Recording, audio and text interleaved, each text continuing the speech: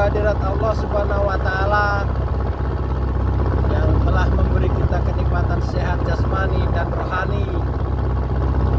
Tentunya pada kesempatan pagi yang indah, yang cerah, kita bisa berjumpa lagi untuk menyampaikan pengalaman-pengalaman ataupun sesuatu yang seharusnya kita ketahui, akan tetapi selama ini belum kita ketahui. Juga tidak lupa saya sampaikan salam rahayu, salam kebajikan, salam sejahtera, Om Swastiastu, Namo Buddhaya. Sesungguhnya dalam kehidupan beragama, manusia seharusnya mengikuti apa yang terkandung di dalam Al-Quran dan hadis. Maksud yang saya sampaikan adalah pedoman dalam kehidupan sehari-hari kita adalah Al-Quran. Pedoman itu yang dimaksud bukan hanya sekedar tahu saja, tapi pedoman itu harus kita praktekkan ataupun mengetahui maknanya. Contoh di ta'awud, aku berlindung dari godaan setan. Nah, namanya berlindung itu ya kita harus menghindar dari setan. Akan tetapi setan sendiri kita tidak tahu. Wah, ini yang repot. Misalkan dalam keadaan terik, panas sekali, kita berlindung dari panas, ya kita masuk rumah lah. Atau menghindari panas itu dengan bawa payung ataupun di bawah kolong jembatan. Nah, ini saya ada di Palembang, di bawah jembatan Ampera. Salam untuk jamaah yang ada di Palembang. Kembali lagi, seluruh yang ada di Al-Quran itu sesungguhnya adalah bahasa-bahasa praktek. Jadi kalau kita hanya bersyariat, untuk itu kami menghimbau ataupun mengajak kepada seluruh masyarakat, kepada seluruh warga, kepada seluruh umat yang ada di dunia ini harus bertarekat.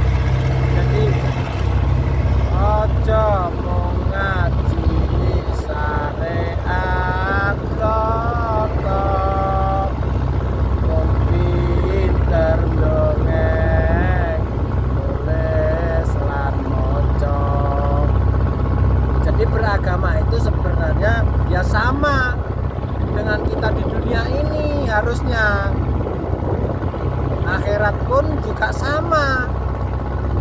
Jadi seandainya kita makan itu ya harus makan, kita kerja itu ya harus kerja, kita berlindung kepada Allah itu ya harus berlindung kepada Allah. Ya jadi masalah Allahnya ini tidak tahu,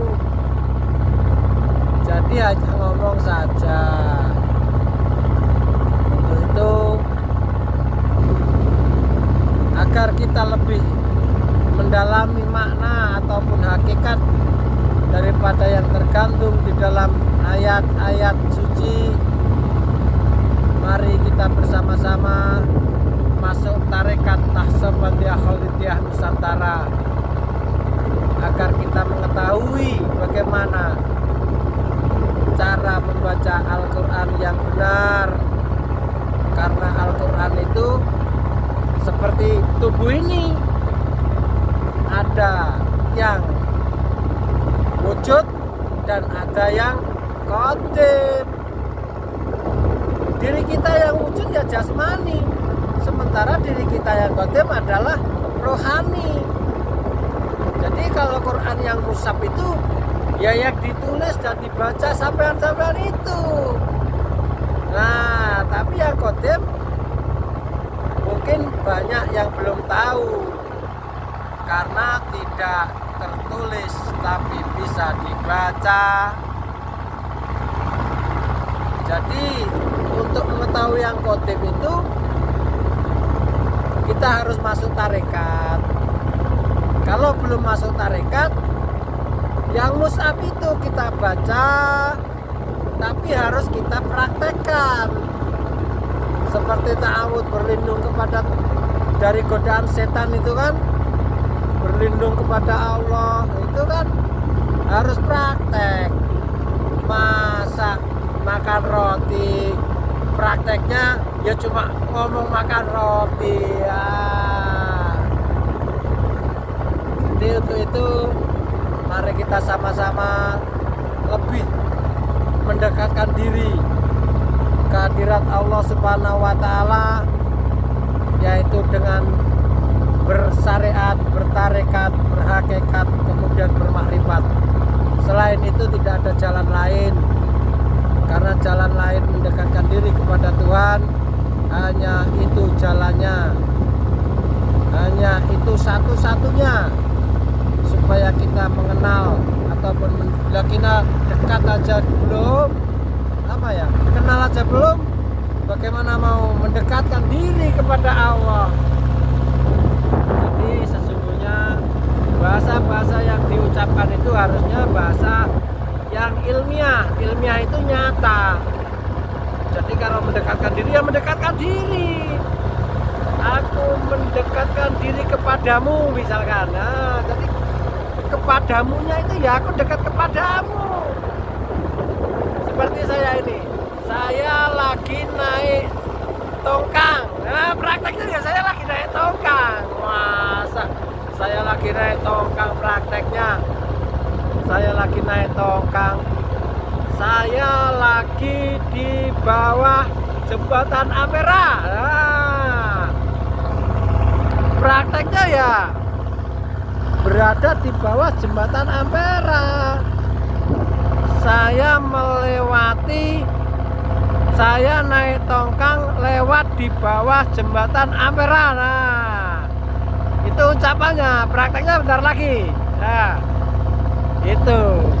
Jadi kalau kita beragama dengan benar, pasti semua yang kita ucapkan itu kita tahu.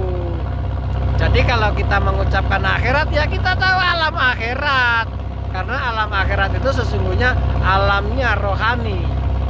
Jadi tanpa bertarekat, semua yang disampaikan adalah omong dusta. Itulah yang disebut pendusta agama. Nah, tadi cerita agama tapi tidak tahu apa yang diceritakan. Jadi yang disebut di dalam ayat-ayat Al-Quran seorang pendusta itu yaitu sebenarnya orang yang bercerita tapi tidak tahu prakteknya. Nah, jadi seorang siapapun yang menceritakan dunia, oke lah semua tahu. Yang menceritakan akhirat harusnya juga tahu, karena sesuatu yang kita sebut itu pasti ada wujudnya. Itu. Jadi inti dari semua yang saya sampaikan adalah mengajak kita untuk nalar tinggi, untuk nalar sehat, untuk apa ya, sesuatu yang kita ucapkan harus tahu prakteknya. Berlindung kepada Allah, kita harus tahu cara prakteknya. Berlindung dari godaan setan, kita harus tahu prakteknya. Jadi kalau kita tidak tahu prakteknya, saya kira itu hanya omong kosong belaka. Jadi momen-momen ini tidak saya sia-siakan. Mohon ampun kepada Ayahanda Guru Mursyid, kepada Pak Guru, karena pada kesempatan saat ini Harusnya aku ikut berkumpul dengan saudara-saudara rohani yang ada di surau, tapi karena keadaan saya terpaksa harus menjalani apa yang harus saya jalani. Karena sesungguhnya apa yang kita jalani adalah membayar karma. Jadi kehidupan di dunia ini jangan ditambah lagi dengan karma-karma yang baru, karena kita sudah terlalu banyak melakukan kesalahan, melakukan dosa-dosa. Sudah saatnya di usia yang sudah senja kita harus menebusnya, kita harus membayarnya supaya kita terbebas dari seluruh dosa-dosa yang telah kita lakukan. Untuk saat ini yang saya sampaikan mungkin itu dulu. Apabila ada kekurangan, apabila ada kesalahan, mohon ampun kepada Ayahanda Guru Mursyid, mohon ampun kepada Abang Guru, karena saya belum bisa ikut hadir dalam acara penutupan yang ada di Surau Lamongan, karena saya masih menjalankan karma di dunia. Wabillahi taufik wal hidayah, ilahi angta maksudi warito kamatlubi. Wassalamualaikum warahmatullahi wabarakatuh.